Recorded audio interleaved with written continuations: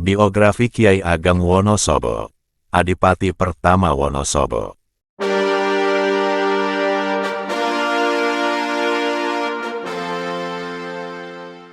Assalamualaikum warahmatullahi wabarakatuh.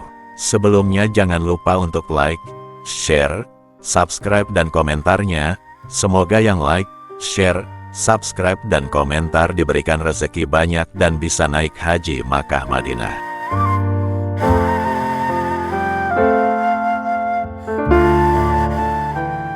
Kiai Ageng Wonosobo adalah putra dari Raden Bondan Kejawan atau Raden Lembu Peteng dan Dewi Retno Nawangsih putri dari Kiai Ageng Tarub.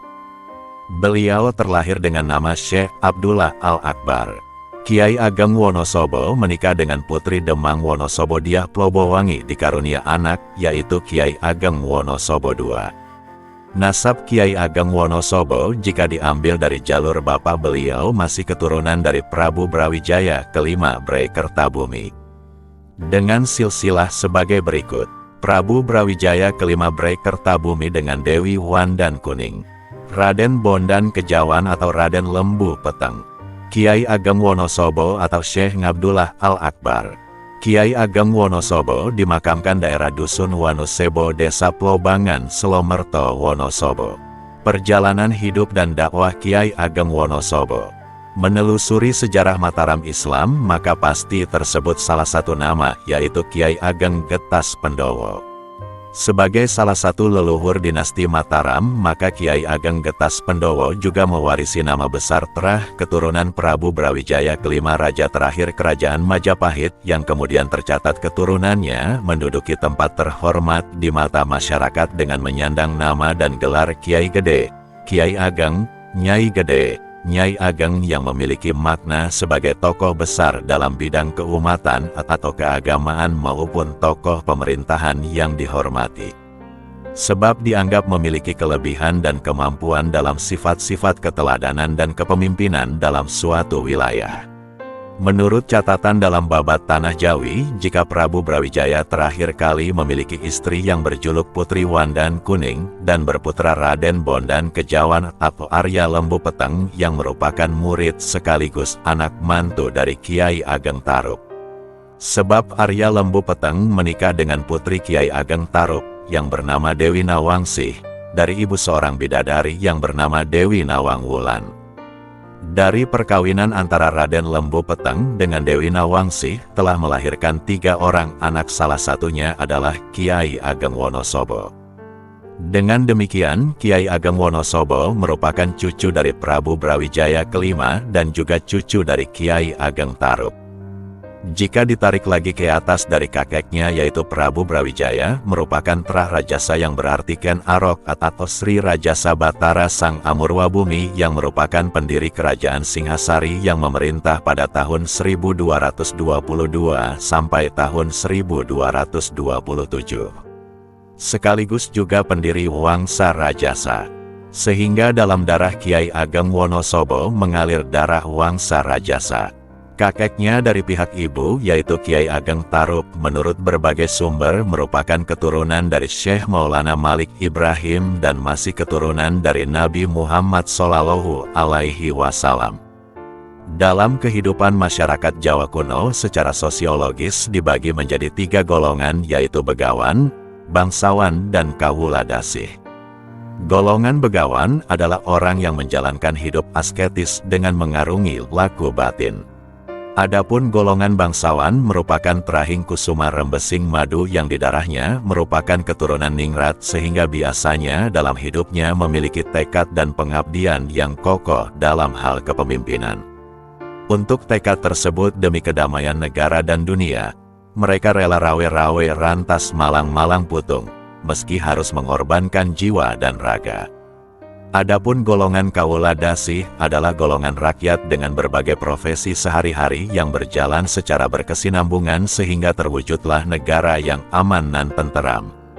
Berdasarkan berbagai kisah dan bukti-bukti pendukung lainnya jauh sebelum Kiai Ageng Wonosobo datang ke Wonosobo, terlebih dahulu sudah dikenal beberapa tokoh yang tersohor tinggal di wilayah tersebut. Tercatat ada 3 tokoh pengelana yang sampai di kawasan ini, yaitu Kiai Kolodete yang legendaris di dataran tinggi Dieng, Kiai Karim yang melegenda di daerah Kalibeber, dan Kiai Walik yang tersohor di sekitar kota Wonosobo saat ini. Kedatangan Kiai Ageng Wonosobo tidak terlepas dari misi dakwah Islamiyah, sebab peradaban Wonosobo jauh sebelumnya adalah peradaban yang bercorak Hindu-Buddha. Hal ini setidaknya dapat dilihat dari beberapa peninggalan seperti Candi Dieng, Candi Bogang, dan lain sebagainya. Bahkan kawasan Candi Dieng dipercaya sebagai pusat ritual bagi agama Hindu pada era Mataram kuno. Hal ini bertitik tolak dengan adanya berbagai temuan terbaru berupa Ondo Budo yang menunjukkan jika Candi Dieng adalah kompleks candi sebagai kawasan pusat pendidikan di bidang keagamaan. Demikian, di kawasan tersebut juga masih menyimpan banyak misteri yang belum terungkap terkait dengan asal-usul dan pendiriannya. Di kawasan Candi Dieng belum lama ini telah ditemukan artefak yang berupa tangga batu yang disebut sebagai Ondo Budo yang diyakini sebagai peninggalan abad 7 dan 8 di masa Mataram kuno. Sehingga candi ini menurut studi para ahli disebut-sebut sebagai candi tertua di Jawa Tengah. Kiai Ageng Wonosobo nama sebelumnya adalah Ngabdullah yang datang dari daerah Grobogan, Purwodadi. Berdasarkan keberadaan nisan makam orang tuanya yang sekarang secara administratif berada di Desa Tarup, Kecamatan Tawangharjo, Kabupaten Grobogan, Jawa Tengah. Dikisahkan sejak muda Kiai Ngabdullah adalah seorang santri yang tekun dan istiqomah. Sejak kecil telah mendapatkan pendidikan berbagai ilmu yang langsung diasuh oleh orang tuanya, yaitu Raden Bondan Kejawan atau Arya Lembu Peteng dan Dewi Nawangsi, yang tersohor dengan kesaktian dan kedalaman ilmunya. Setelah dewasa, Ngabdullah menghabiskan waktu untuk belajar dengan para guru-guru suci di beberapa tempat. Dalam memantapkan keilmuan dengan dawuh atau perintah petunjuk dari guru-gurunya, maka Ngabdullah terbiasa berkelana keluar masuk hutan dan gunung-gunung yang wingit untuk melakukan tetirah dan topobroto. Hingga dikisahkan beliau sangat waskito dalam berbagai ilmu, baik ilmu kesaktian kanuragan, ilmu kasepuhan, hingga ilmu kebijaksanaan hidup berupa ilmu agama dan kerohaniawanan. Kiai Ngabdullah dalam ingatan masyarakat adalah sosok yang sakti mandraguna. Kebak ngelmu sipating kauruh, putus ingreh saniskara. Kekeramatan Kiai Ngabdullah tidak terlepas dari sanad keilmuan yang lurus dari para guru wali suci ing Tanah Jawi, dan sebab juga ditopang dengan cikal bakal bibit kawit yang mengalir darah terahing kusuma rembesing madu dalam perpaduan nasab seorang sayyid yang merupakan keturunan Nabi Muhammad Shallallahu Alaihi Wasallam dengan nasab dari Wangsa Rajasa, sehingga Kiai Ngabdullah menjadi sosok yang keramat wijining atapa, tedak, andana warih. Pengembaraan awal Kiai Ngabdullah di kawasan Wonosobo dapat terlacak melalui jejaknya, yaitu di sebuah pohon besar yang tumbuh di Wanatirta puncak Gunung Sindoro yang dikenal wingit dan keramat. Selain itu, Kiai Ngabdullah juga meninggalkan jejak riyadoh atau prihatin di sebuah pohon besar yang terletak di hutan Rasamala lereng Gunung Sindoro dan juga di daerah Jetis Selo Panjang yang di sana terdapat pohon walitis yang tumbuh besar, kekar dan tinggi menjulang yang dikenal sebagai pohon yang sangat keramat. Di beberapa tempat-tempat wingit tersebut, beliau melakukan topomeleng mahas ing ngasepi, anelasak wana wasa, turun ing jurang terbis yang telah mengantarkan beliau pada tingkat ketinggian ilmu. Banyak masyarakat meyakini beliau adalah seorang waliullah yang keramat dan penuh mabruk. Beliau juga dikenal telah melanglang buana di kawasan Wonosobo dalam rangka menyiarkan agama Islam. Kiai Ngabdullah dalam mensiarkan agama Islam dilakukan dengan penuh kebijaksanaan, hati-hati dan penuh welas. Sebab masyarakat Wonosobo pada saat itu sudah memiliki keyakinan agama dan ajaran hidup yang sudah mapan dan terlembaga. Kehidupan masyarakat di sana telah mapan atas ajaran ilmu dari para pendahulu yang juga dikenang sangat linuwih. Keyakinan dan pedoman hidup masyarakat pada saat itu sudah sedemikian kuat. Struktur alam pegunungan telah menjadikan masyarakat sudah akrab dengan tanda-tanda alam. Keseimbangan hidup dengan habitat sosial maupun dengan flora dan fauna sudah diketahui oleh masyarakat. Kepercayaan dengan hal-hal gaib tentu sudah sangat familiar dengan aktivitas kehidupan sehari-hari masyarakat. Sebab situs-situs persembahan terhadap dewa-dewa dan roh leluhur sudah sangat masif berlangsung dalam kehidupan masyarakat waktu itu, sehingga kehidupan masyarakat waktu itu sudah terbiasa dengan segala ihwal kesaktian dan kegoiban. Dengan memperhatikan kondisi masyarakat Wonosobo yang demikian, maka pada saat itu untuk dapat melakukan syiar tauhid dalam agama Islam bukan perkara yang mudah, sebab masyarakat waktu itu sudah memiliki pedoman hidup yang mapan dan terlembaga. Syiar agama Islam jika tidak dilakukan dengan hati-hati, cermat dan bijaksana, tentu akan mendapatkan perlawanan dari tokoh dan masyarakat setempat yang justru sangat merugikan dan tidak akan membuahkan hasil kemanfaatan.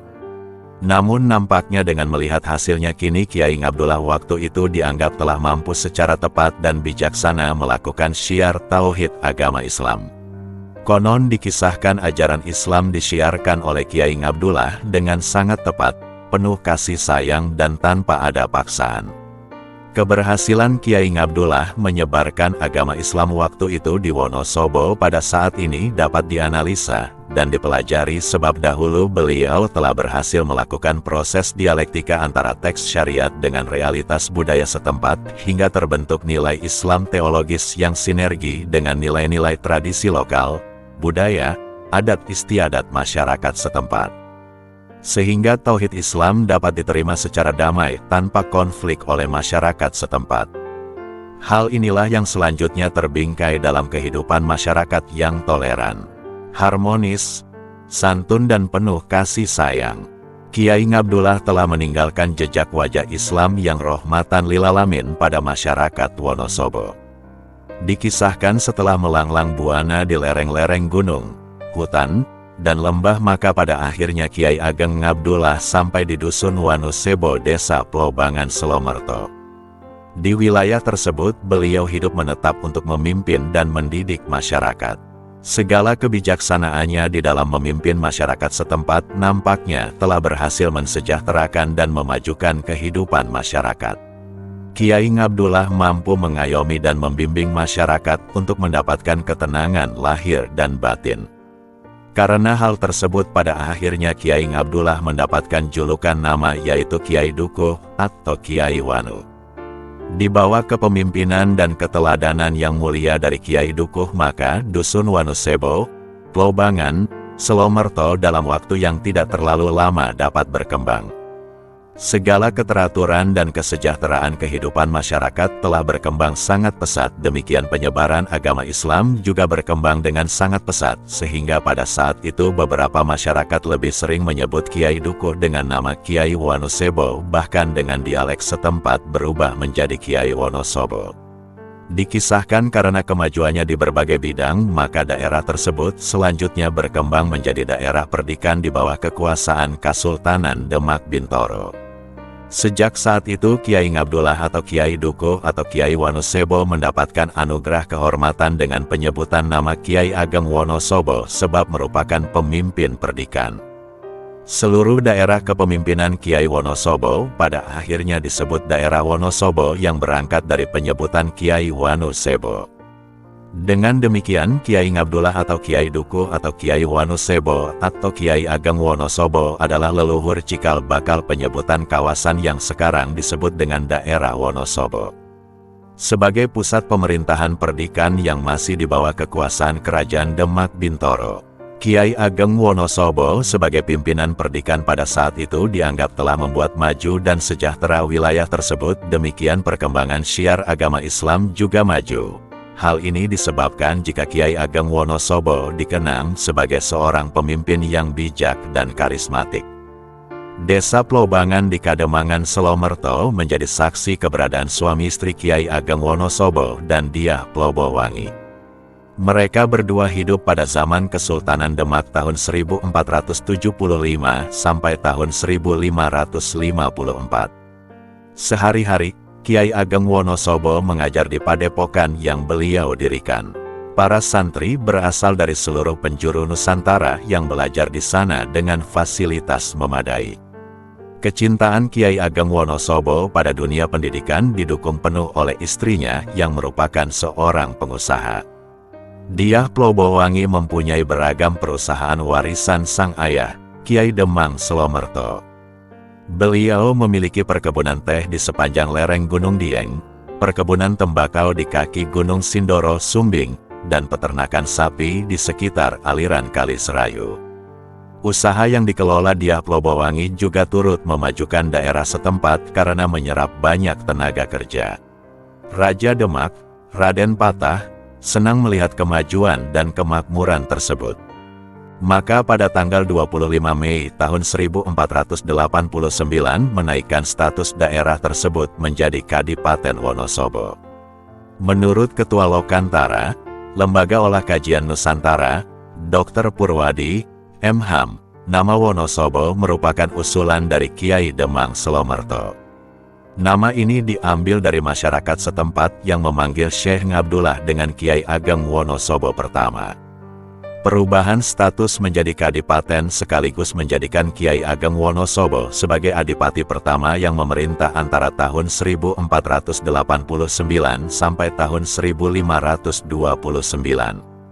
Sejak menjabat sebagai bupati, Kiai Ageng Wonosobo semakin memperlihatkan sumbangsihnya untuk Kesultanan Demak.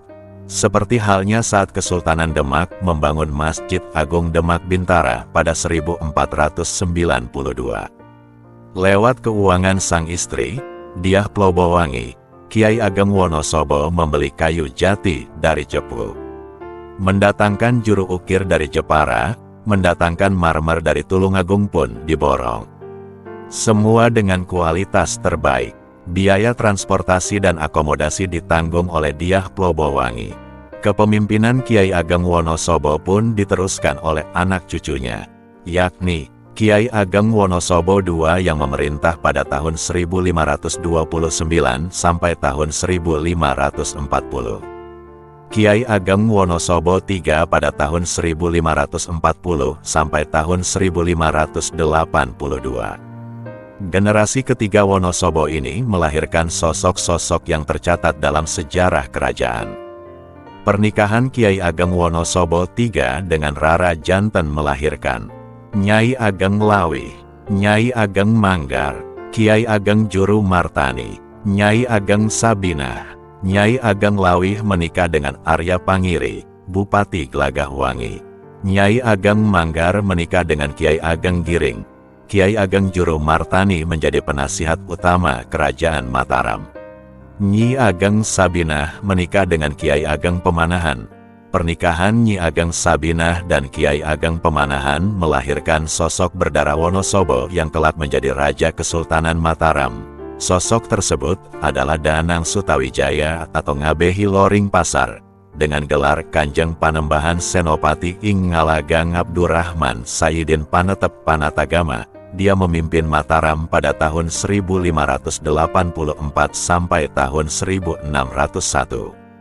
Saat Kesultanan Mataram dipimpin oleh Raja kedua, Prabu Hadi Hanyokroati tahun 1601 sampai tahun 1613, peran dari keturunan Wonosobo tetap lestari, sebab ada anak dari Kiai Ageng Juru Martani yang didapuk sebagai Perdana Menteri, yakni Patih Mandaraka.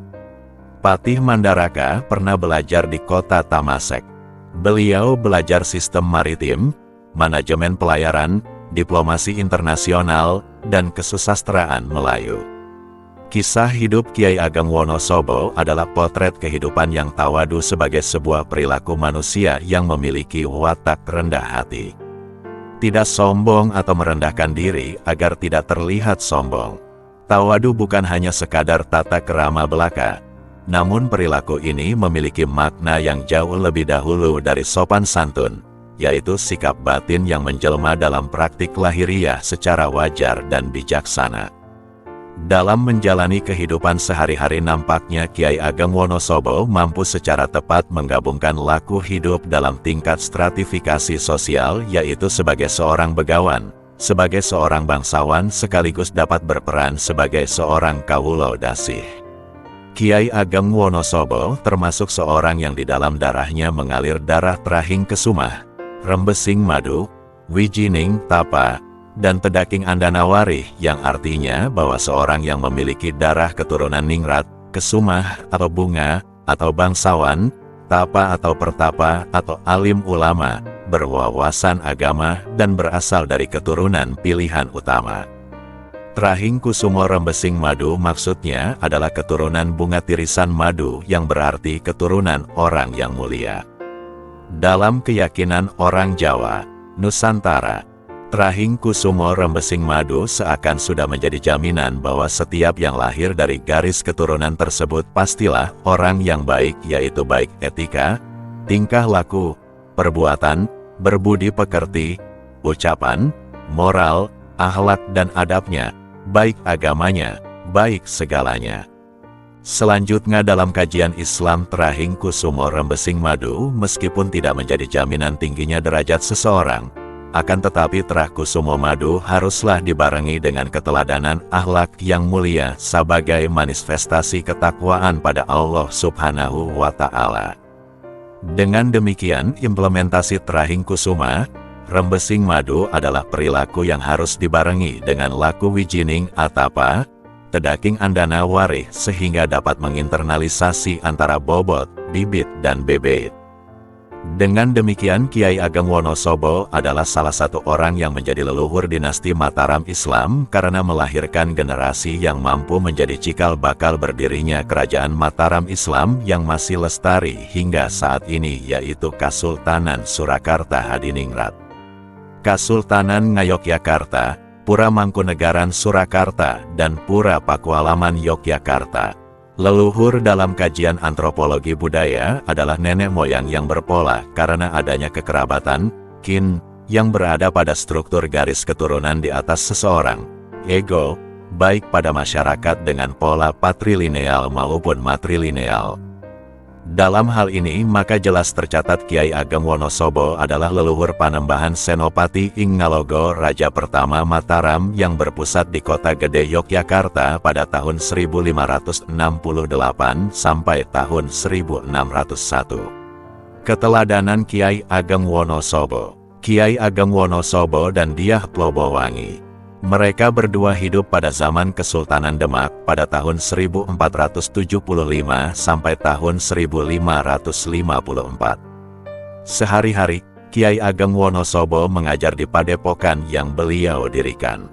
Para santri berasal dari seluruh penjuru Nusantara yang belajar di sana dengan fasilitas memadai. Kecintaan Kiai Ageng Wonosobo pada dunia pendidikan didukung penuh oleh istrinya yang merupakan seorang pengusaha. Sejak menjabat sebagai bupati, Kiai Ageng Wonosobo semakin memperlihatkan sumbangsihnya untuk Kesultanan Demak. Seperti halnya saat Kesultanan Demak membangun Masjid Agung Demak Bintara pada 1492. Lewat keuangan sang istri, Dyah Plobowangi, Kiai Ageng Wonosobo membeli kayu jati dari Cepu, mendatangkan juru ukir dari Jepara, mendatangkan marmer dari Tulungagung pun diborong. Semua dengan kualitas terbaik. Biaya transportasi dan akomodasi ditanggung oleh Dyah Plobowangi. Keberhasilan Kiai Ngabdullah menyebarkan agama Islam waktu itu di Wonosobo pada saat ini dapat dianalisa dan dipelajari sebab dahulu beliau telah berhasil melakukan proses dialektika antara teks syariat dengan realitas budaya setempat hingga terbentuk nilai Islam teologis yang sinergi dengan nilai-nilai tradisi lokal, budaya, adat istiadat masyarakat setempat, sehingga tauhid Islam dapat diterima secara damai tanpa konflik oleh masyarakat setempat. Hal inilah yang selanjutnya terbingkai dalam kehidupan masyarakat yang toleran, harmonis, santun dan penuh kasih sayang. Kiai Ngabdullah telah meninggalkan jejak wajah Islam yang rahmatan lil alamin pada masyarakat Wonosobo. Dikisahkan setelah melanglang buana di lereng-lereng gunung, hutan-hutan dan lembah-lembah, maka pada akhirnya Kiai Ageng Ngabdullah sampai di Dusun Wonosebo, Desa Plobangan, Selomerto. Di wilayah tersebut beliau hidup menetap untuk memimpin dan mendidik masyarakat. Segala kebijaksanaannya di dalam memimpin masyarakat setempat nampaknya telah berhasil mensejahterakan dan memajukan kehidupan masyarakat. Kiai Ngabdullah mampu mengayomi dan membimbing masyarakat untuk mendapatkan ketenangan lahir dan batin. Karena hal tersebut pada akhirnya Kiai Ngabdullah mendapatkan julukan nama yaitu Kiai Dukuh atau Kiai Wanu. Di bawah kepemimpinan dan keteladanan yang mulia dari Kiai Dukuh maka Dusun Wanusebo, Plobangan, Selomerto dalam waktu yang tidak terlalu lama dapat berkembang. Segala keteraturan dan kesejahteraan kehidupan masyarakat telah berkembang sangat pesat, demikian penyebaran agama Islam juga berkembang dengan sangat pesat, sehingga pada saat itu beberapa masyarakat lebih sering menyebut Kiai Dukuh dengan nama Kiai Wanusebo, bahkan dengan dialek setempat berubah menjadi Kiai Wonosobo. Dalam menjalani kehidupan sehari-hari nampaknya Kiai Ageng Wonosobo mampu secara tepat menggabungkan laku hidup dalam tingkat stratifikasi sosial, yaitu sebagai seorang begawan. Sebagai seorang bangsawan sekaligus dapat berperan sebagai seorang kawulo dasih. Kiai Ageng Wonosobo termasuk seorang yang di dalam darahnya mengalir darah Trahing Kesumah, Rembesing Madu, Wijining Tapa, dan Tedaking Andanawari, yang artinya bahwa seorang yang memiliki darah keturunan Ningrat, Kesumah atau Bunga, atau bangsawan, tapa atau pertapa, atau alim ulama, berwawasan agama, dan berasal dari keturunan pilihan utama. Sekian, terima kasih, semoga bermanfaat. Untuk beliau Kiai Ageng Wonosobo lahul Fatihah. Wassalamualaikum warahmatullahi wabarakatuh.